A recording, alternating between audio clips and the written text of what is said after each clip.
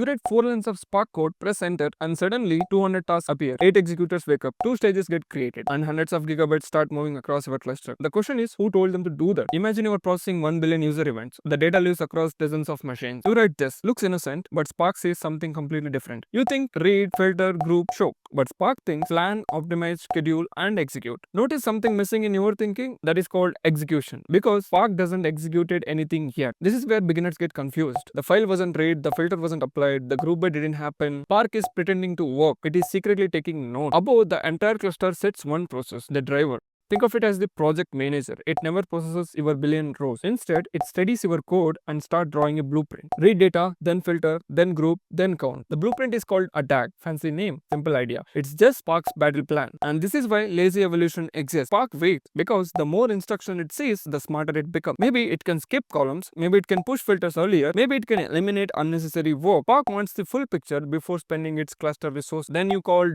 .show. Everything changes. The driver says, okay boys, execute. Now workers appear. These are executors. Think of it like a construction workers. The driver creates the plan, executors build it. Executor 1 gets the part of the data, executor 2 gets another part, executor 3 gets another. Everyone starts working simultaneously. The filter finishes very quickly. No communication is needed. Each executor filters its own records. Life is good. The Spark reaches group by, and suddenly everything stops because Samsung users exist on every machine, iPhone users exist on every machine, Pixel users exist on every machine. But group by needs all Samsung rows together. So Spark starts moving data, machine to machine, executor to execute across the network. This is shuffle, the most expensive word in Spark. And because shuffle is such a huge event, Spark draws a line. Everything before the line becomes stage 1. Everything after becomes stage 2. That's where stages come from. Inside each stage, Spark creates tasks, tiny pieces of work. One partition, one task. Hundreds of tasks, dozens of executors, everything running in parallel. Now, suddenly the Spark UI makes sense. DAG, the driver's blueprint. Stages, shuffle boundaries. Task, partition level work. Executors, the workers doing the heavy lifting.